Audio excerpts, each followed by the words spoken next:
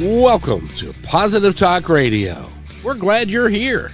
I'm Kevin McDonald, your host for this grand adventure, and I thank you for joining us. You see, our mission is to create a positive, personal connection to all things with courage and love. We invite terrific guests, interesting topics, and great conversation, all in a fun, entertaining way. And we always manage to learn something, too. So I hope you will stay right where you are for this episode of Positive Talk Radio.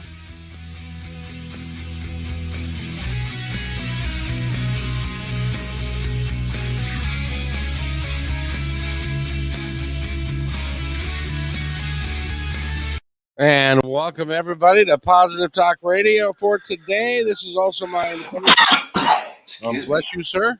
And today we have, of course, Eric Hall is with us on a Wednesday. Normally this is the lunch club, but we have a very special guest today that we wanted to talk to. And we also have an announcement to make that Eric is going to take over the lunch club and is going to be the driving force behind it.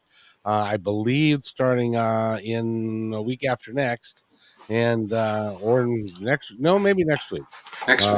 Next week, yeah. And so, Eric, congratulations! I think it'll be great fun for you.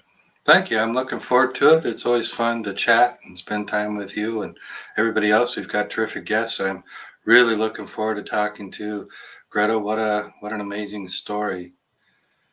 You know, it's interesting, and as a prelude to talking with Greta, I just have to say that there are some times in our lives when something happens that is on the face of it, on the whole, is something horribly negative, but the outcome that can come from it can be extraordinarily positive. And this is one of those stories, and I'd like to welcome Greta McClain to the show. Greta, how are you today? I'm doing wonderful. How about you? We're doing just awesome. Had an opportunity to, and I really encourage people to go read it, and you'll be able to read it on the My Independence Report blog, which is The Stubbornness of Words. And it's a story about what Greta went through, and she was trying to write it down, and it just wasn't coming, and then it did, and then it changed the face of her entire life. Have I misrepresented that in any way? No, sir. I think you're spot on. And it was something that you felt that you needed to do. But first of all, you were a police officer for a long time. What drove you into that? My father was a police officer, and I was a daddy's girl. I grew up admiring him. Always was, trying to, be like dad. There's actually a few pictures when I was pretty young, even as young as 4 or 5, wearing his uniform shirt, which of course was more like a floor-length dress for me, his hat, things like that, and had always dreamed that I would be just like dad. And I had the opportunity. I started off after college. I worked at Vanderbilt University Police Department, and it was a great learning experience. Started off as a dispatcher, which wasn't exactly what I was looking for, but it was a very good experience. And from there, I was fortunate enough to be in the top 3, scoring the top 3 on the test to become a commissioned officer and work patrol on campus. And after my father had been retired from the department a few years, and after I had gotten married and my name had changed, I applied for the Metro Nashville Police Department and was fortunate enough to get in.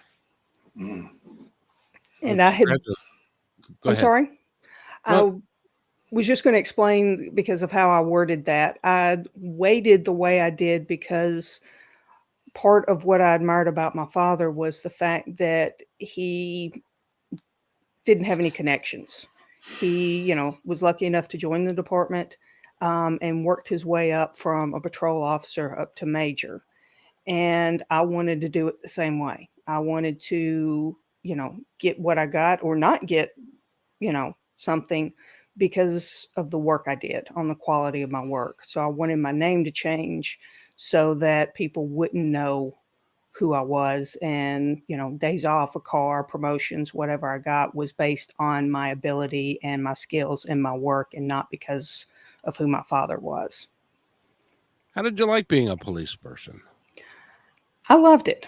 I really did. It's obviously a difficult job. It's much more difficult now. But I thoroughly enjoyed it. There was a lot of times where it was really scary, very frustrating. But there were those times, and sometimes the frustrating, the boring, the scary is the majority. But those times where that you really have made a difference in someone's life, you have helped them, then it makes, the other 75, 80%, whatever, it definitely makes it worthwhile. And you go home feeling like, yeah, this is why I'm doing the job. Sounds Eric? like you're like bred into the job. Like this was something from a young kid you were born to do. Yes, sir. Part of what I loved about law enforcement was they didn't necessarily know that I was always listening, but sometimes some of Dad's friends would come over and they'd be telling, war stories and things like that. And there were times like, with a lot of jobs, it was, let's try to outdo the other with the most gruesome story or something like that. Yeah. But you also, or I also would overhear some of the good stories, and seeing the joy that it brought, Dad talking about it, and the other guys, that I'm like, yeah, that's something I want to do. See, this is something that we don't hear enough. And this is what's so interesting, fascinating, really, about police officers, that you guys see so much of the darkness of humanity on a day-to-day basis. And I love the fact that you've mentioned a couple of times that you've had an opportunity to help people, and it made your day. I know what you went through. I know where the story is eventually going to lead to, but I would love to hear a couple of really nice stories. Sure. A couple of them came um, right at the beginning of my career. I was still in my first 2 months of training with a training officer after getting out of the academy. And one of them was on the day, I'm definitely dating myself here. It was on the day the first Rodney King verdict came out.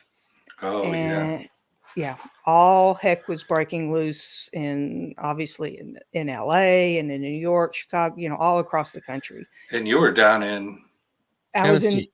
I was in Nashville, Nashville. and our zone was in a predominantly African American community. And our sergeant, called the entire district together and said, you know, the verdicts come out, everything's peaceful here. We want to keep it that way. I know y'all do your job the right way, but don't use any force unless you absolutely have to. We don't want, to create a spark. And okay, it wasn't 5 minutes after that we got a call of a gentleman at one of the churches, local churches on Jefferson Street in Nashville, who was threatening to commit suicide. And my training officer and I went, and as soon as the gentleman saw us, he took off running and ran into his apartment, which was just across the street from the church. And he was making lots of threats, threatening to hurt us, threatening to hurt himself. And excuse me, and I had gone to the front, and my training officer had gone to the back. And the gentleman came back to the front, and I started trying to talk to him through the window. The window was open. And again, I had been out of the academy maybe 2 weeks. So, I'm like, please, somebody come help me, because I don't know what I'm doing. And just sitting there trying to talk to him, keep him calm as best I could. Sergeant showed up, and by then other officers had showed up to watch the back, and my training officer had come around too. But the sergeant was like, no, you go ahead and keep talking to him. You've developed a rapport. And I could still picture my face, I'm sure, when I looked at him and I said, you gotta be crazy. And he's like, no, you're doing good. And it took about 3.5 hours. And I wished I knew what I said to him. And to this day, I don't remember anything that I said. But he agreed to come out voluntarily, allowed me to handcuff him, gently put him in the car, got him to the hospital for evaluation, and everything was fine. The violence, yeah. And he told me once we got him to the hospital, he's like, I'm glad it was you that showed up. He said, because I think if it had been anybody else, I would have killed myself. Wow. And that was when I was like, yeah, I made the right decision to go into this profession. And for it to happen so early was, amazing. Yeah. So that'll lock yourself into a career or something like that. Knowing absolutely. you belong there, somebody said something like that to you. Yes. Yeah. That's terrific. Well, you do have that demeanor. You're very easy to talk to. Well, thank you. Thank you. Yeah, you have a warmness about you that really comes across. I try. I'd like to think that I'm down to earth. Sometimes I talk too much. Yeah. My father, the nickname that my father gave me was Yacky Duck when I was a young child. So that tells you something. Yacky Duck. Yacky Duck. Yeah. That comes directly out of the mouth of a gentleman from the South. Yeah, exactly. That's a Southern gentleman there. Yes, sir, absolutely. So how long were you a police officer? Total of 12 years. And somewhere along the line in that, something bad happened. Would you like to talk about that a little bit? Yes, sir. The initial thing, the reason I left the department is I'm actually a 2-time survivor of sexual assault. The first time was my junior year of college, and I was a student employee at the rec center, and we had finished up softball games, and I was putting equipment up. And after I finished that, I was going from the fields through the hallway at the racquetball court to go into the office and check out. And a university employee cornered me in the hallway, pulled me into a racquetball court, and forcibly fondled me and kissed me. And luckily, I was able to get away. Another student employee had come back into the building because she had forgotten to clock out. So he let me go. And that, 21 years old, I probably didn't really have the tools really to handle it the way it probably should have been handled. But I did finally report it. My supervisors were excellent and very supportive. The university as a whole, unfortunately, was not. But anyway, that stuck with me, and had gone from Vanderbilt to Metro, Nashville, and worked my way up to a detective in the sexual assault unit. And I decided to try to become a detective because of my experience. I thought that would give me a little more insight and help me become a better detective, because I had been a victim of sexual assault and loved the work. But there was one occasion where the lieutenant, we were discussing a case, and he had said, he was kind of listening to me, but then he's like, okay, wait a second. He's like, yes, she said no. And I understand she said no, but she went inside with him and, went and sat, on the couch with him and let him take her shirt off. So yeah, she kept saying no, but she was really saying yes. So you need to close the case. And that conversation triggered, even though it was a totally different situation, really triggered undealt with emotions and trauma from my first assault. And that's when I decided to leave the department. And then later on, my second assault was in 2017. And excuse me, had stopped at a truck stop, used a restroom, get something to eat. And as I was walking through the parking lot, I was grabbed, tried my best to fight him off. Unfortunately, I couldn't, and I was raped. I'm sorry. I am too, but it's one of those things where you don't think, even though I had been victimized, in college, I didn't think after being a police officer, we have a lot of training in defensive tactics. And I had been very fortunate in my career that, for the most part, I could handle myself. There was a couple of fights I lost, but, luckily we all came out, okay, without serious injuries. And I felt that because of my training, I should have been better at defending myself. And like a lot of victims, even without that experience, they blame themselves. And I fell into that trap too. I blamed myself. I felt again like I should have been able to fight better. I should have somehow sensed that something was going to happen. And I felt ashamed that I couldn't keep him from raping me.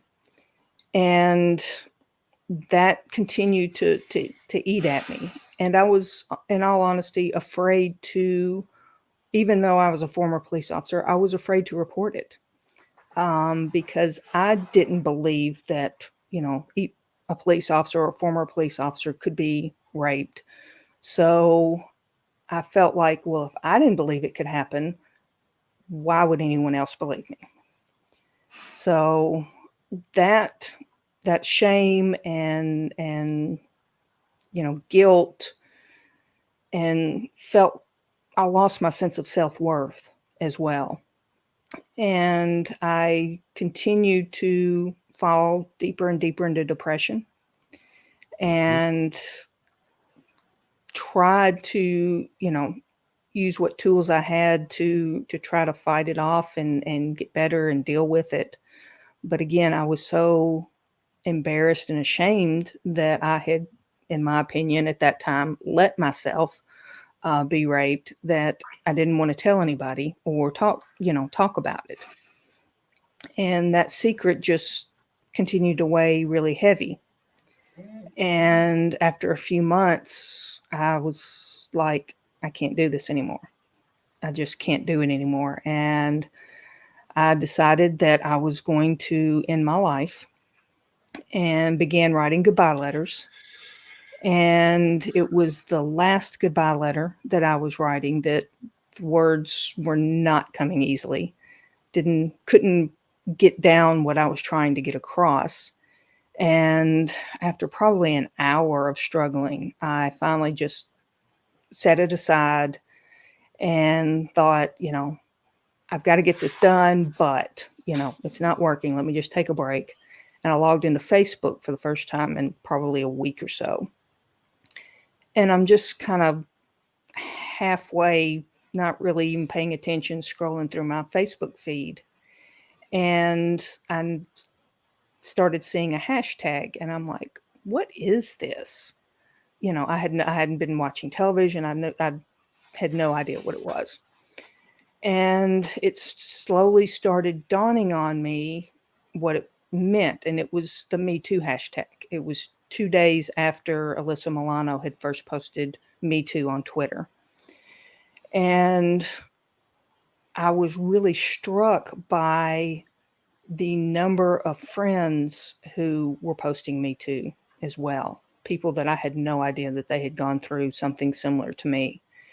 And I was also very struck by the fact of how many people, even strangers, were saying it. And it dawned on me, it's like, here's people a lot like me who have been through a similar situation, and they're still here. They found some way to continue to put one foot in front of the other and take it day by day. And if they can do it, I'm going to see if I can do it. So my mantra for the next couple of months probably was, let me get through today and I'll worry about tomorrow. And sometimes I would say that to myself probably 100 times a day, it felt like. But it worked. I'd get through that day. And then when I'd wake up the next morning, I'd say the same thing. And I continue to get through day by day. And it also, something that struck me when I was looking at all those hashtags was the fact that it was one person posting Me Too on Twitter.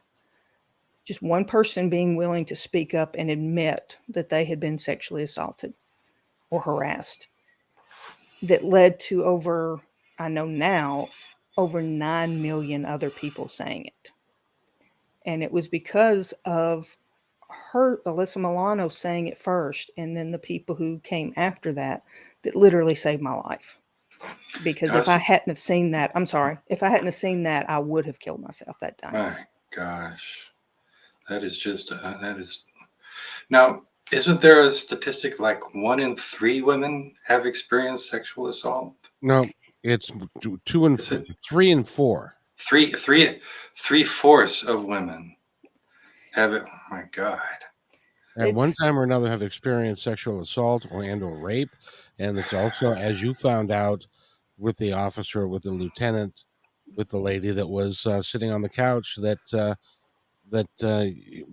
lot of times people discount what happens to women, and they say, well, she was wearing too tight of a pair of pants, or her shirt was too tight, or she was flirting too much, and that kind of thing. So they justify it that way too. Yes. I think that's probably that is, I think, the real crime. Not only is it, a physical crime, but the emotional crime is huge too. And it's so much about dominance and taking away power. And you hit the nail right on the head. And a lot of people don't understand that they think of sexual assault as being a desire thing. They can't control their urges. And sexual assault isn't about sex. It's very similar to domestic violence. It's about power and control. Mm-hmm. And that's something that I try to get across, and my organization tries to get across, has nothing to do with sexual urges. It's about trying to take control away from someone else. By the way, I would still encourage anybody who's listening here now or in the future to go to and find The Stubbornness of Words, because she lays out exactly what happened to her and what was going through her mind in that period of time. And it really is a remarkable piece. And she's given us permission to post it on My Independence Report. So that'll be in the blog there on My Independence Report. So I implore you to go read that, because it can be very helpful. But that's not the end of your story. The end of your story got really good, didn't it? Yes, sir, it did. After seeing the Me Too hashtag and going day by day by day and realizing that it was one voice that started, a chorus of other voices that helped to save my life, that I needed to use what I consider a second chance. I honestly look at it as a miracle.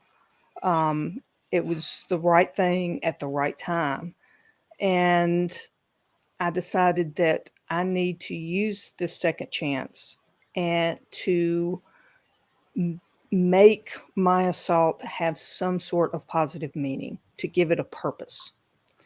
So I decided that I was going to eventually tell my story. I wasn't going to do it, obviously, immediately. I still had a lot of healing to do and processing to do, but I did reach out to the head of Women's March here in Tennessee and told her about my story. And to be honest, I don't know why I did that. I couldn't tell you why I decided to look her up and tell her my story, but I did.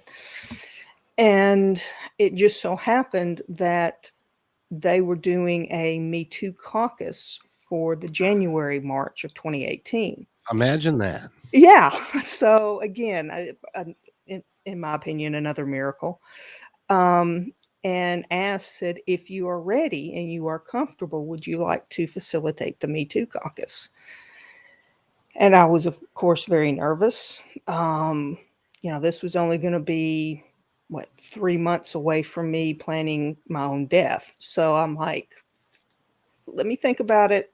And the more I thought about it, the more I'm like, I can do this because, you know, I need to repay others. And if my story, whether it's at the Me Too caucus or through a radio show or whatever, if it can just keep one person from killing themselves and saying, let me just get through today and then I'll worry about tomorrow, then it doesn't, it's not okay that I was sexually assaulted, but again, it gives it purpose.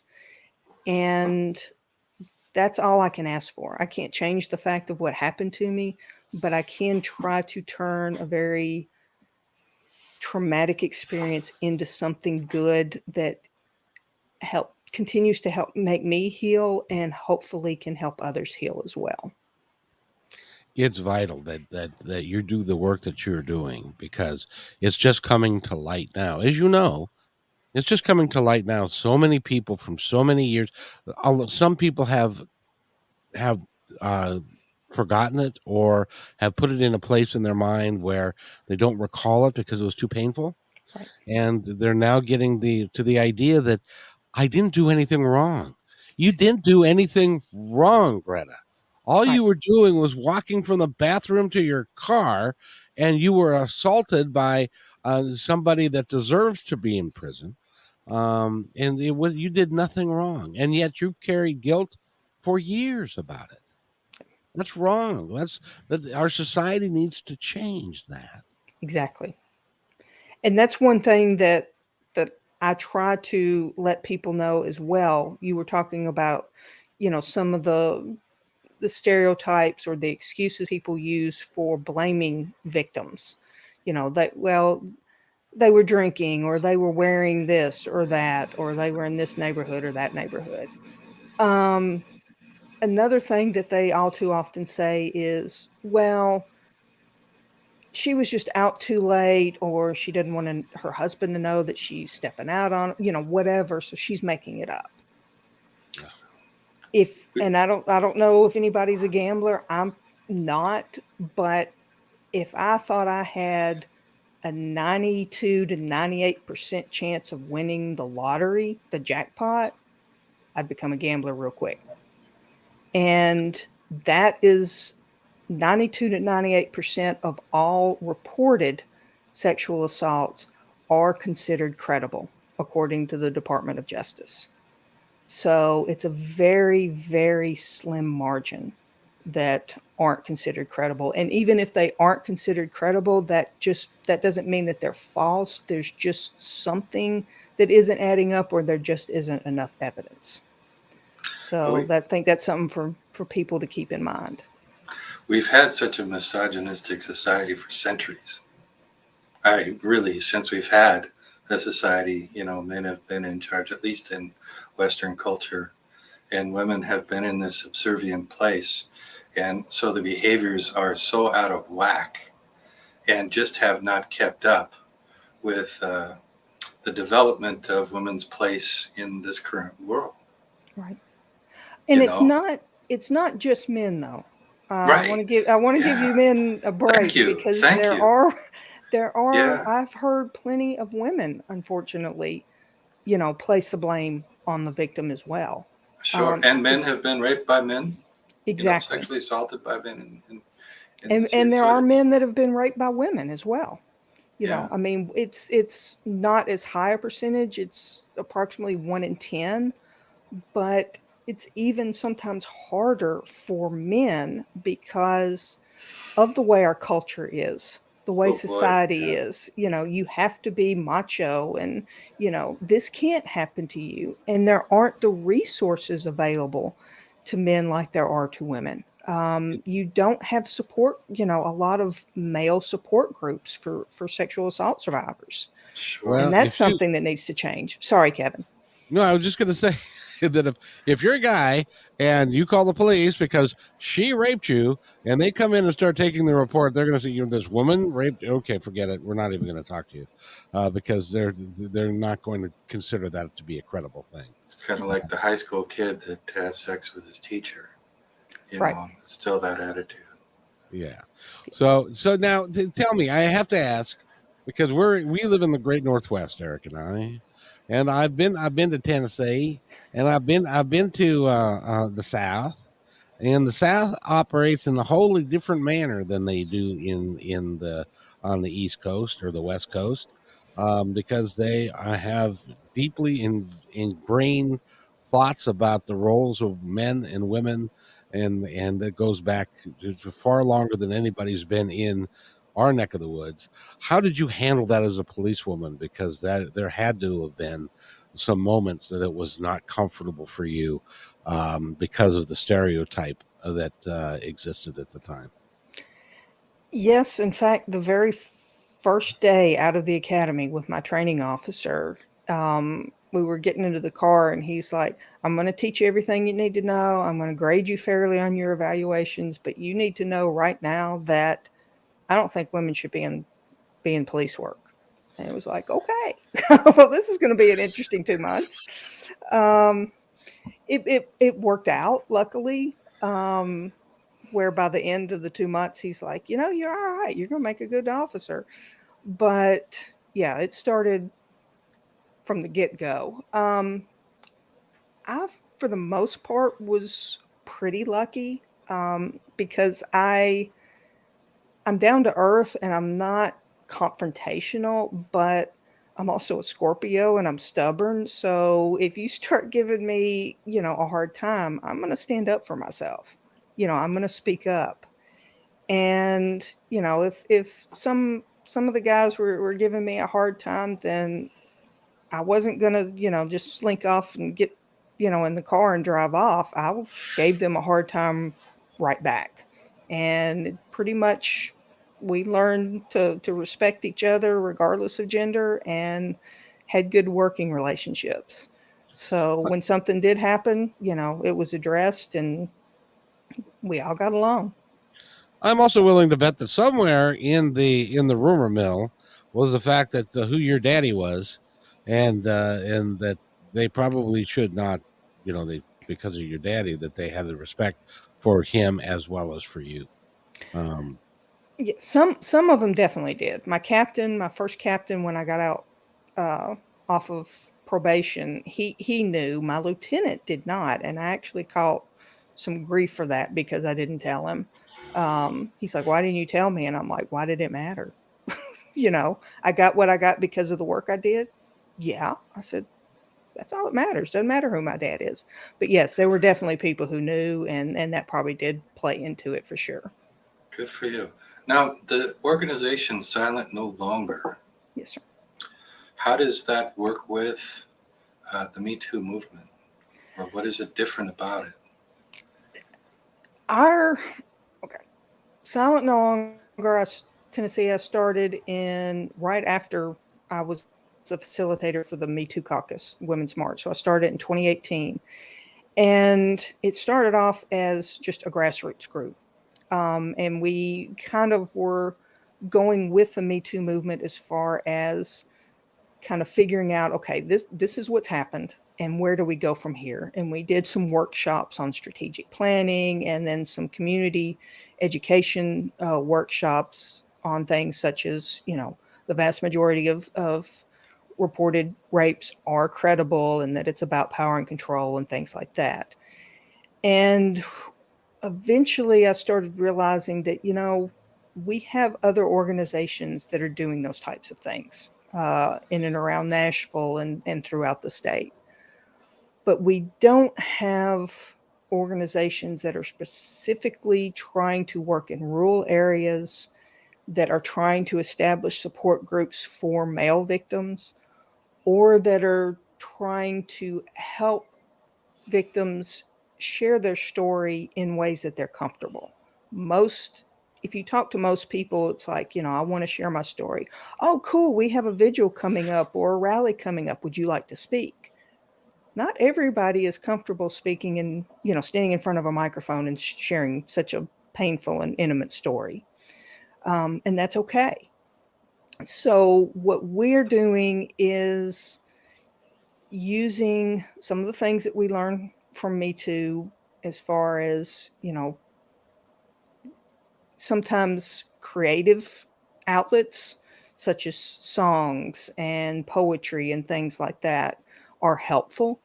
So we're establishing programs, creative expression programs that include poetry, songwriting, dance, painting, mixed media art, so that people have options. If they want to share their story, but they don't want to stand up and, come on a radio show or stand up in an auditorium and tell their story, they can paint it. They can write lyrics to a song and, hopefully have somebody record it. They can make a statue, whatever.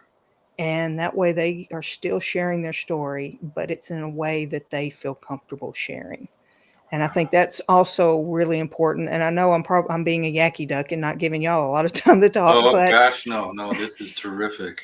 This is terrific. One of the things I think is very important for people to know, because if it's someone that you care about and they do come to you and say, this has happened to me, usually our first instinct anytime a loved one comes and says something bad has happened is you want to fix it. That's just human nature. Oh, I'm sorry, here, let me bundle you up, and fix it for you. You can't fix it. None of us can fix it. I couldn't fix my own assault, other than finally dealing with it and processing it. The best thing I think for people to realize is, one, if somebody tells you that they've been sexually a victim of sexual violence, believe them. Believe them. That's the first and most important thing. The second is to listen. And if they pause for a minute or 10 minutes, let them pause. Let them gather themselves and take the time they need to say what they need to say. Because you have to remember that they have just had control over their own body totally taken away from them. And it is vitally important that they as quickly as possible begin to gain some control back. And just by letting them, just by listening and giving them the time they need and letting them say what they want to say is an excellent first step for them to do that. Wow, that's great. And let them do what they think is right for them. Again, we want to fix things. So, you can say, well, do you maybe want to go get medical treatment? But don't say we need to take you to the hospital. We need to call police. That is their call. They have to be the one in charge of how they handle it. Now, obviously, if they're saying, if they get to the point where I was and they admit that to you, and you think that they're a danger to themselves, obviously you have to intervene. But otherwise, let them do what they need to do to process it. Because if you start trying to take that control away from them, you're just re-victimizing them again. And it's most likely triggering, thoughts of the assault. So that's something I want everybody to try to keep in mind. That is so remarkable. That is so remarkable. I saw an interview recently. It was a TED's talk. And I thought this was absolutely fascinating because it was a woman that was raped by a boyfriend at the time who violently raped her. You probably have heard of this. He violently raped her, and they broke up after that. He moved to Australia. And about 10, 12 years later, she contacted him and said, hey, asshole, I want to talk to you. And he manned up and they talked.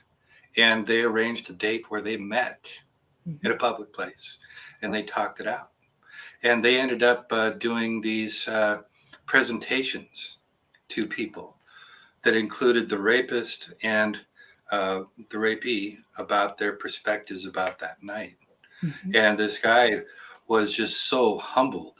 You could see that his world, I wouldn't say that he suffered as much as she did. And I will say that it's probably rare that somebody in his position accepts the responsibility to the depth that he does. So it's fascinating to me, this subject, and the way that what you're doing provides a place for someone to take ownership of their lives.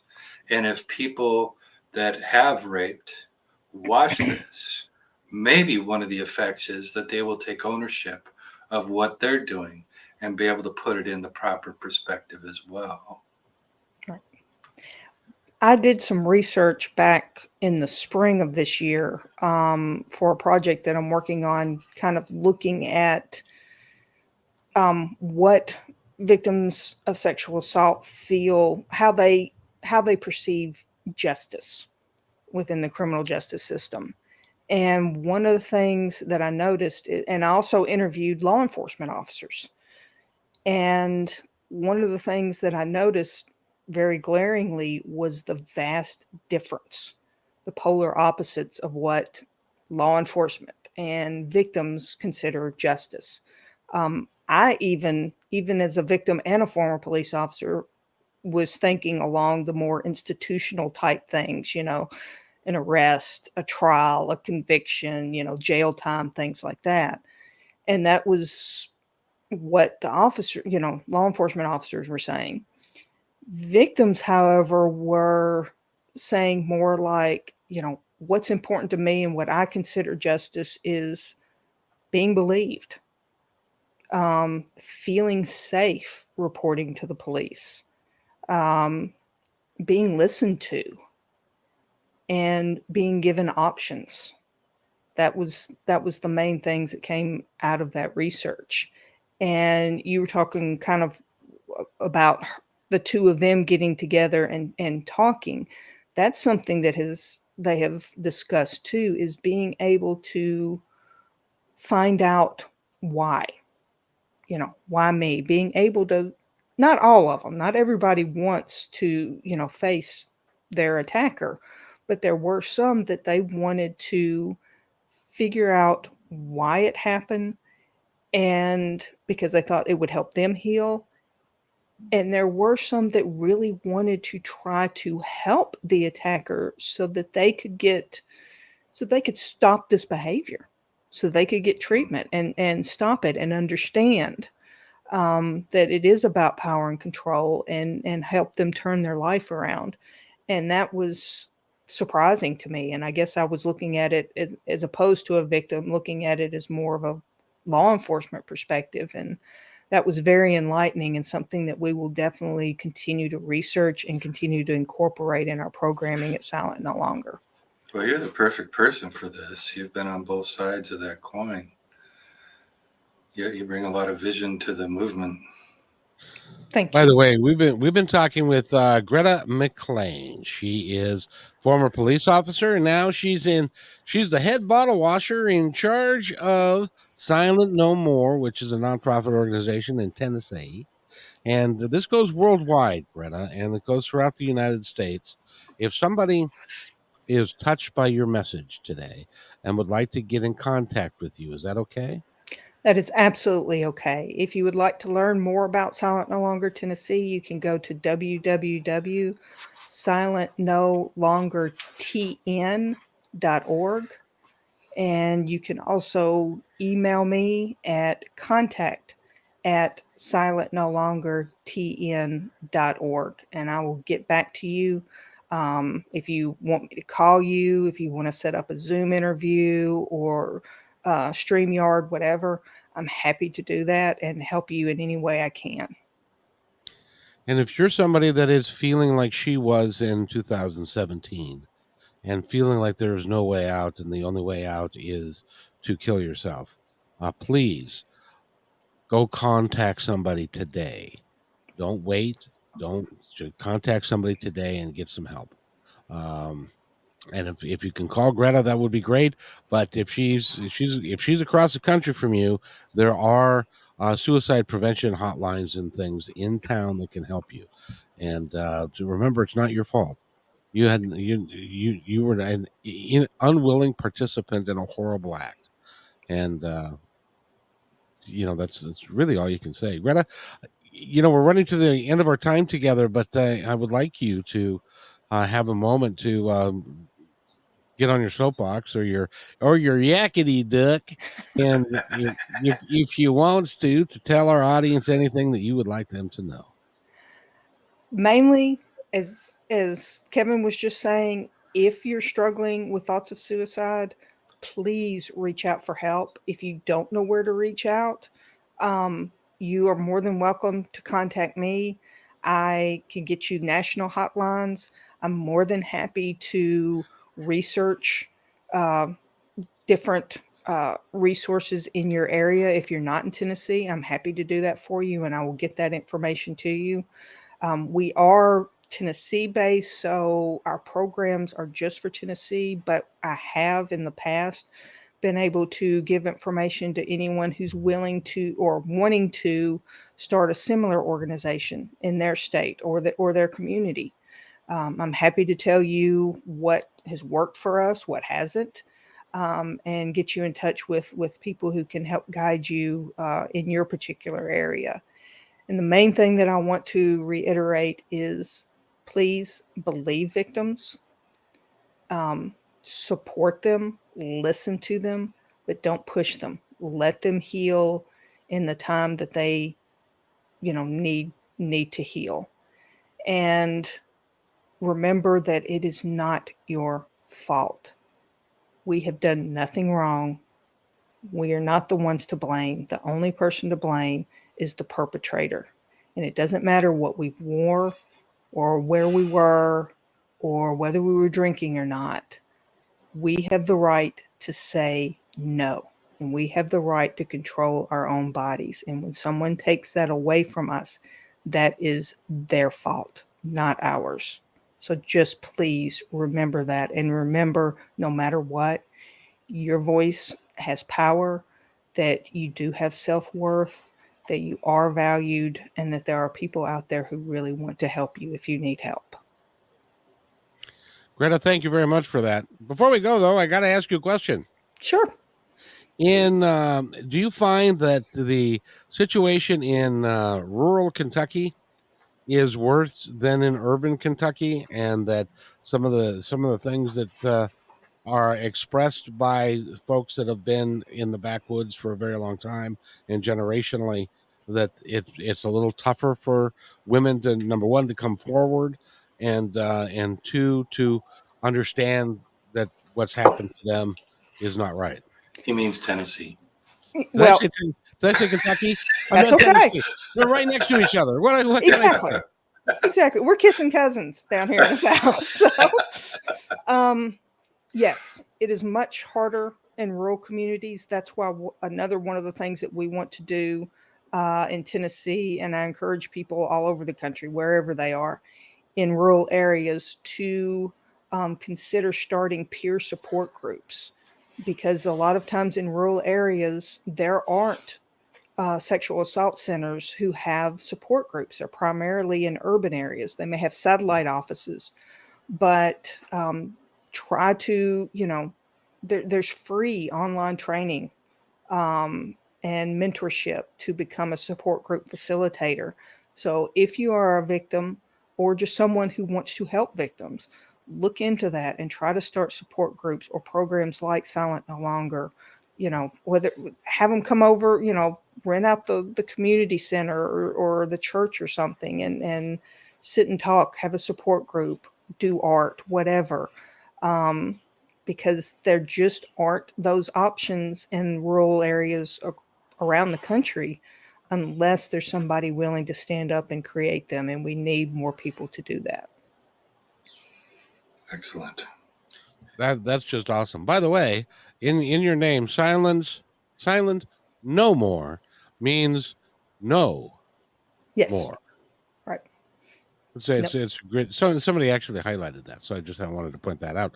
It's been great talking to you today. One of these days, I would love to invite you back when you are the head of a national organization. Well, thank you very much. I'm not looking that far forward. I want to really get silent off the ground first. But if that happens, then yes, I'm more than happy to come back anytime you want. Just be careful, because I had an actor director on, and I said, you have to come back after you've been on the red carpet. Well, he has to come back because he was on the red carpet. So so when you're head of the national organization, you're going to have to come back and talk to us. Absolutely. I'm happy to. You're absolutely terrific, Greta. It's just been a joy to hear what you're doing. Well, I want to thank both of you for having me on the show and allowing me the time to share my story and reach out to other victims and survivors. And hopefully I've been able to help someone.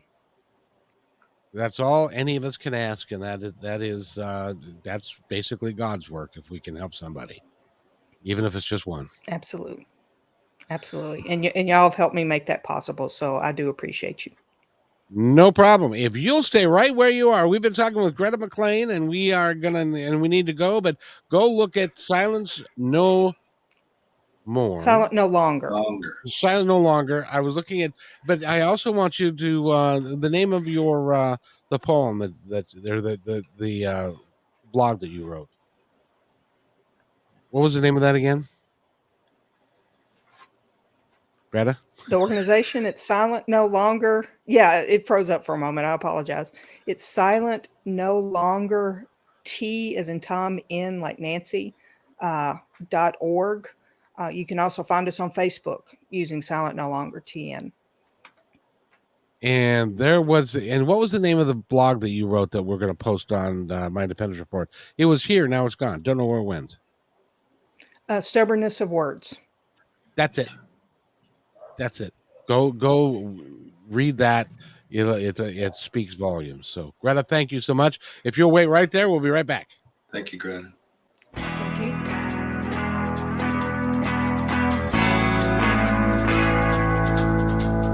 Hey, and thanks for listening to this episode all the way to the end. Hey, pretty cool. Hey, don't forget to follow us so you can receive regular updates and new posts. And remember, take care of each other, because each other's all we've got. See you next time on My Independence Report.